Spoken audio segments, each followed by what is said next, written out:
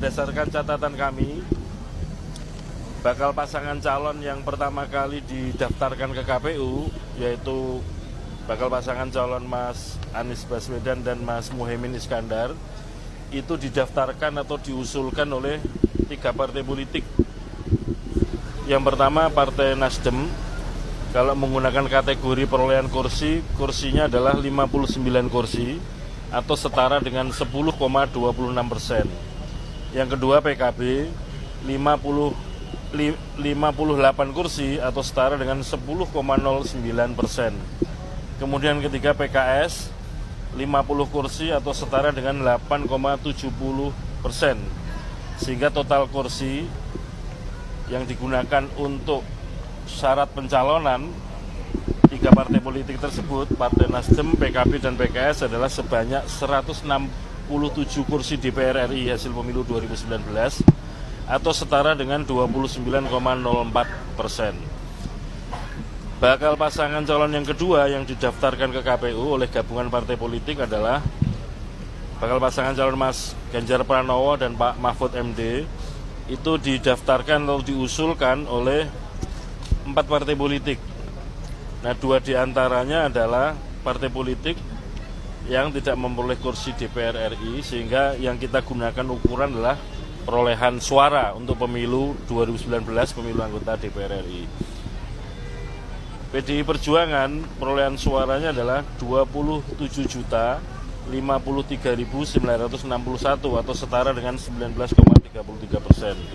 Kemudian P3 6.323.147 suara atau 4,52%.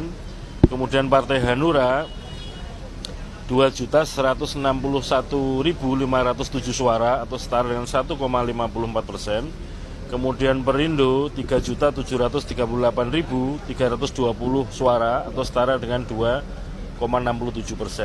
Sehingga total perolehan suara hasil pemilu 2019 4 partai politik tersebut, yaitu PDIP, P3, Hanura, dan Perindo, totalnya adalah 39.276.935 atau setara dengan 28,06%. Kemudian bakal pasangan calon presiden wakil presiden ketiga yang didaftarkan atau diusulkan oleh gabungan partai politik yang hadir pada kesempatan ketiga adalah pasangan Pak Prabowo Subianto dengan Mas Gibran.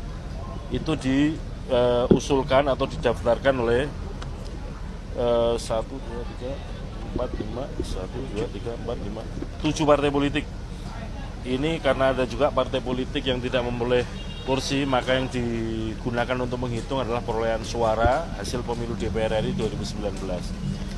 Partai Gerindra 17.594.839 suara.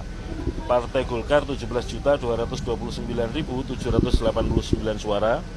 PAN 9.572.623, Partai Demokrat 10.876.057 suara, PSI 2.650.361 suara, PBB 1.099.848 suara, Partai Garuda 702.536 suara.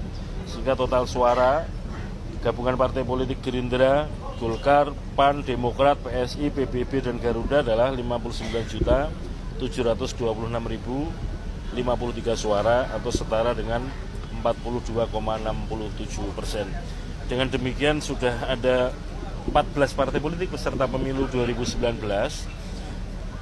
yang juga lolos sebagai peserta pemilu 2024 sudah menggunakan kesempatannya untuk mendaftarkan bakal pasangan calon masing-masing.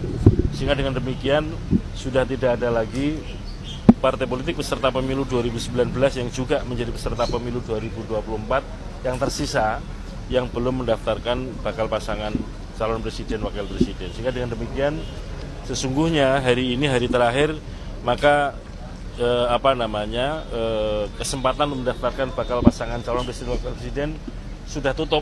Artinya sudah tidak ada lagi partai politik atau gabungan partai politik yang akan datang atau akan hadir untuk mendaftarkan bakal pasangan calon presiden dan wakil presiden. Saya kira demikian yang dapat kami sampaikan.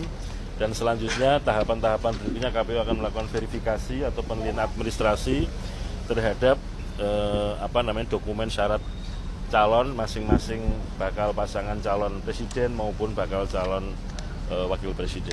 Demikian.